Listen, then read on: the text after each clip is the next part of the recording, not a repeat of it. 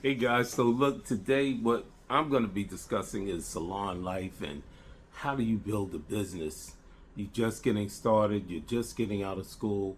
What do I do? You're going to rent a booth, you're going to rent you're going to rent a chair, you're going to rent a booth, you're going to get a suite, but it's how do I build this business up and create wealth for myself. So, how do you build your business? You have to go through and just look around. Where is the business? Where is the business? And I don't care where the business is. It could be on the 13th floor. I've seen salons on the 13th floor. I've seen salons behind. I knew a salon that was behind a mall in a small, like it wasn't a small town, but it was like behind the mall. It was in the back, the last stores in the back of the mall. And that girl built that business. She built that business up by going out to the supermarket. I asked her, how did you do this? She had a tremendous business. About 10 stylists and people in there all the time. She's busy all the time. She said, Daryl, I went to the supermarket. Everywhere I went, I handed out flyers and told people where I was and what I did. A lot of stylists, you want to sit in the chair watching social media, looking at your Instagram, your Facebook, your TikTok. You want to look at that and you should be learning and you should be going out everywhere you go. Do you have your cards with you? Do you have your business cards with you? You should have your business cards with you everywhere you go. Hey, miss, how you doing? My name is such and such. You learn how to approach people in a nice, soft manner, and you'll win. You'll win. Every no is closer to a yes, but nobody knows what you do unless you tell them. And we're so dependent just upon social media, and there's so many other platforms like one-on-one one-on-one platforms where you're talking to, you meet somebody. Oh, I do hair. If you like to come by, you approach people in a nice, soft manner, and you will gain clients one client at a time. Your business is built one client at a time. I had a salon one time. I had a barbershop years ago in the 80s when I opened up my shop. I opened it up in my house, and I was on a deserted, like it was the block was beat up, abandoned buildings and everything, and it was dark, and people came from all over to come get their hair cut by me. And this was before social media. We had no Facebook, no nothing. And it was just word of mouth. And then as it grew, I had a couple of people that used to work there, and they got a little slow. And I was like, look, we're going to make these flyers. We're going to put them in through the neighborhood. We went out, my friend Roxana, I remember we went out, Roxanne and Cliff, we went out and we put flyers on every car in the neighborhood, and we got clients from it. We got clients from it, and we participated in the African Street Festival. We got clients from that. So while you're sitting inside moping about a slow week, did you hand out cards this weekend? When you took your child to school, do the other parents know that you're a hairstylist? Okay, when you went to your karate class, do the people in the karate class know that you're a hairstylist? Wherever you go, do the people in your church know that you are a hairstylist? Well, wherever it is, people should know you for what you do. If you're a baker and you bake cakes, they should know that's sister so and so, she bakes cakes, so that's brother so and so, he's a baker. They should know you. What you don't hide. You want exposure, and I believe in prayer. I believe in just praying. And if you're going to start a business or running a business, opening the business is just the first step. After that is running the business. That's the challenge. It's like when a woman, she has the baby. That's the first hard part. She had the baby. Now she got to raise that child. The parents have to raise the child. So there is when we come into the challenges of development, teaching, him learning or her learning. And that's where the challenge. So we're going to be growing this business. And then after that, we're going to scale it. We're going to have employees. We're going to have other people that come in. You're going to have maybe a manager that comes in and helps you with ideas and help you build this business up. And you have to decide, what are we going to specialize in? We don't want to be all over the place. Are we going to have a weaver? Are we going to do braids? Are we going to be doing relaxers and cuts and colors? You decide. And then you have to decide how much you need from each chair to be successful as an entrepreneur. Some people will open up these businesses and they'll open up the business and then they don't really charge. Like say this, oh, my chairs are like I want $250 a week, $250 a week for a chair. But your rent is like $4,000 a month. That means I still gotta work. It's like it's not working because I gotta pay electric, I have to pay maybe water, I have to pay utilities, and I have to pay the rent. So no, the chair is not gonna be $250. Not in my salon. Not in my salon, because my salon, you're gonna make money, and $250 is not gonna really do anything for me. So what you should do is when you go to rent the space, okay, they tell you it's $4,000 a month. After that, you take the $4,000, you put another $1,000 maybe for electricity a month because you got the air conditioner running, you got lights, you got dryers, you got this. So it might, let's say $500 a month for the electricity or more. And you add that up, and then you this how many chairs you have in there. You say, well, I got 7 chairs, and you break that down 7 into 4. Okay, so then once you start getting your numbers, you get like 7 into 5, 7 into 50, or whatever. You get your numbers, then you decide how much each chair is worth to you. That's how I did it. I was like, well, each chair I got to make $1,000 a week off each chair, or I got to make $500 a week off each chair for this to make sense from my business. And I helped develop those chairs. I wasn't one of those salon owners who just wanted to eat. I wanted my stylists to eat. I wanted them to have a good lifestyle at home. I did not want to have broke down stylists. I wanted them to drive nice cars, have a nice roof over their head that they didn't have to worry about. So you need to decide that and then develop your business. I wouldn't leave my stylist if I rented out the chairs. Then if I had clients coming in, I would sell them the client. I would sell it to them and say, okay, this is a weave client. I'm going to get $100 off this weave client. Okay. After that, you can have the client. I'll sell them the client. I used to sell clients to the stylists in the salon all the time in New York. They knew I was good for that. I would say, oh, I got a client for you. You want to do it? She's $100. And I had a friend, he didn't like to pay, so I wouldn't give him the client because he didn't like to pay me at the end of the service. But the girls are smart. They said, Daryl, I'll take her, and what I'll do is I'm just going to make sure I put $100 in there for you. So I had a good business going. I could have started a whole referral service of just clients because I couldn't do everybody. I just got really busy, and I started with nobody. And I tell you, I hustled and I hustled. I remember I had no clients, and I got out there with flyers. And I just hustled. And people said, Daryl, you gonna go out on the street and hand out flyers? Because I was known in the industry. I said, let me tell you something. When those bills come to my house, they come with my name on it. And I got to pay them. So yes, I'm going to hand out these flyers.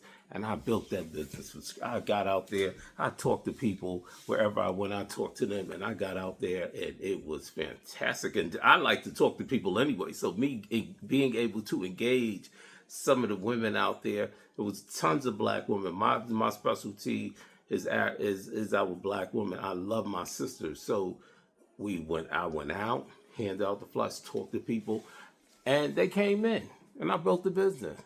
But sometimes I stayed there for hours. It was very painful. It was a very painful process in the beginning, So, and you might want to say, it's so many hairstylists, how do I stand out? You're going to have your specialty. If you like to cut or if you like to weave, then you make that your strong point.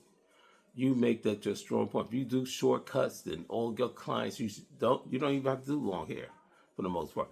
You stick with your shortcuts and have a clientele just all shortcuts. Or if you do long hair, I knew a girl years ago, she had a clientele, all her clients had long hair down their back, and that was her thing. She didn't do short hair.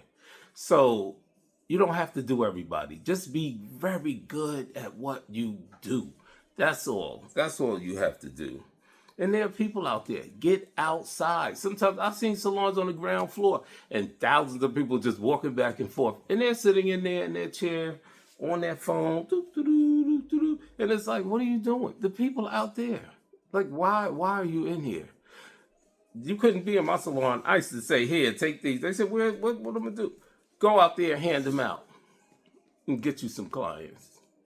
Engage with people, talk with people. You'll meet people, somebody's gonna come, they'll say, oh, I got a flyer. They bring it in. $10 off with this flyer. You give them $10 off if you bring this flyer in. Then we can track how many people received the flyer. So they would get the $10 off when they came in. So, excuse me, I gotta use another device. So it was great.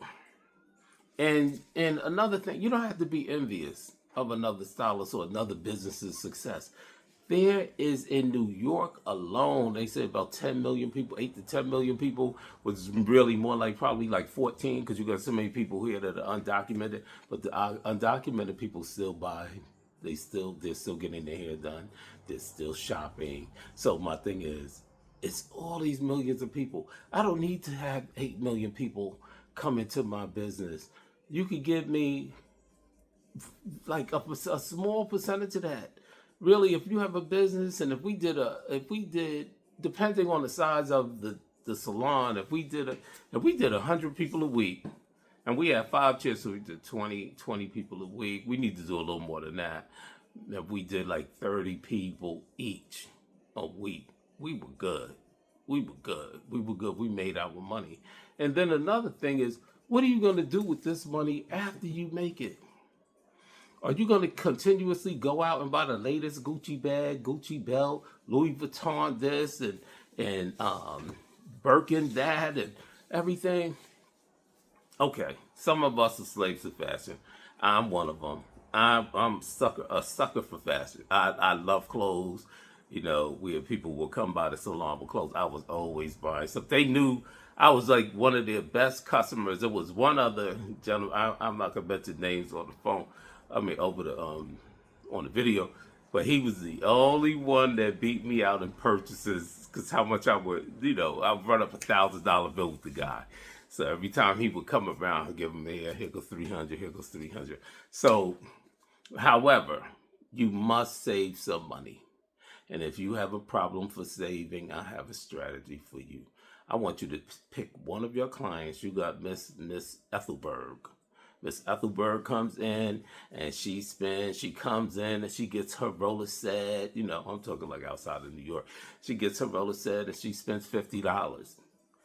And everybody else is spending money. But you take Miss Ethelberg's $50. Say, I'm saving Miss Ethelberg. She comes every week and she spends $50. Or every 2 weeks. But it'd be good. She came every week. So she's spending $200 a month with you. If you save Miss Ethelberg's $50 a week, or you pick 2 clients, if you say that at the end of the year you got $2,400, you got every week for a month you got $200, so you got $2,400 at the end of the year. In 10 years, that's $240,000. But we never look at it like that. So there lies the problem. And we also look at Miss Ethelberg as just a $50 client. We never add up. We never do a calculation of how much this client is, how much value she is to us. We're her seller, so it's all about us. It's just, it's all about us, and they gotta come back. Never get too comfortable. Never. Because there are other people out there who will be willing to take Miss Ethelberg or Miss Jones or Mr. Jones and treat them like gold when they go in. Would you like some water? They know what they like. They know what they like to read. They like to read Mediterranean Digest or Mediterranean Cuisine. They have the magazine. And so it's always somebody. And so you take that client, you say, well, she's $2,400. She comes to me for 10 years, she spent $240,000. I made $240,000 off this client. I hope I got my math right, but you know what I'm talking about. Got $240,000. Could you imagine? You could buy a whole house with that. Well, not here in New York. You might be able to get a room. So That's something, And then another thing you want to do, I think you really would like to add. I have to say this because this is one of my secrets. This is the secret. The secret of success, I believe, is in prayer. And my thing is, God will show you how to win. He'll show you how to win. And then what he does is he blesses your efforts. He blesses your efforts, because I remember when my business took off, they were doing studies on me at the salon. They were like, oh my God, like how Daryl's business grew like that. I got an assistant. We were banging. We was banging. I took good care of my assistant. We were banging. And then two guys were like, oh, Daryl, you successful because of the law of averages. I ran my share of ads. But I said, no, it's not. It's not the ads. I said, it's the Lord. He blessed my ads. So they said, no, it's not that. So I said, okay. So they ran the same ads, different ads, but with the same place, Yelp. They put their ads on Yelp. No results. No results. Nobody came or anything. I had to come back and apologize. One of them, who has a sense of the power and the glory of God, said, Daryl, okay, I believe you. It was that. So I believe in prayer, confessing the word over your business. Don't speak negative. In my salon, we could never use the word slow. Don't say it. Don't say it. We're gonna touch this appointment book, and we're gonna believe God that people are gonna come in.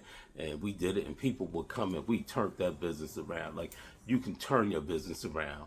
If it is a little, what we on SLOW, if it is feeling like that, that means there's time for you to do something else. It's never nothing to do. There's always something to do. So my thing is, okay, it's a little slow. Then you can work on your social media. You can work on this. You can work on that. You can design a campaign, an ad campaign. Oh, we can do a discount.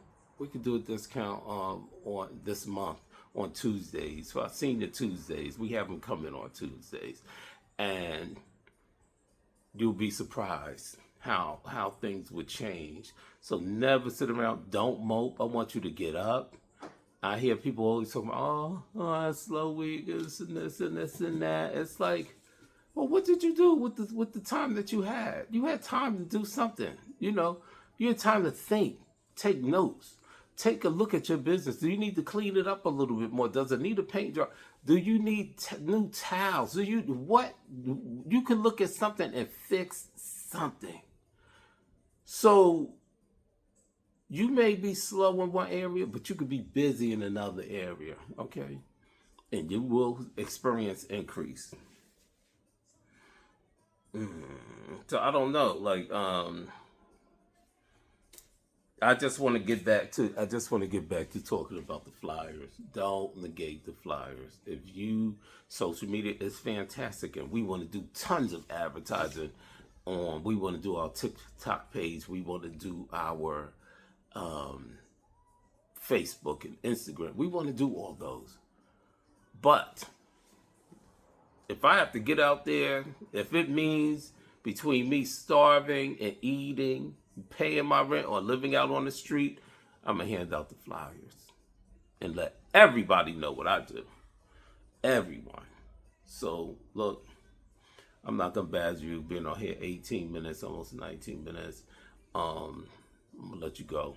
But it was just my first session on how to build a business. We can talk more about this in the next session that we'll have. We can talk about how to build a business. And I'll be having a series. I'm working on putting together a series, and I'd love for you to be a part of it. And please don't forget to like and subscribe to my channel, because it only helps, okay? And hopefully you enjoyed, hopefully you picked up a few nuggets from this, and hopefully you enjoyed the session with me today. God bless and have a nice day. Thank you.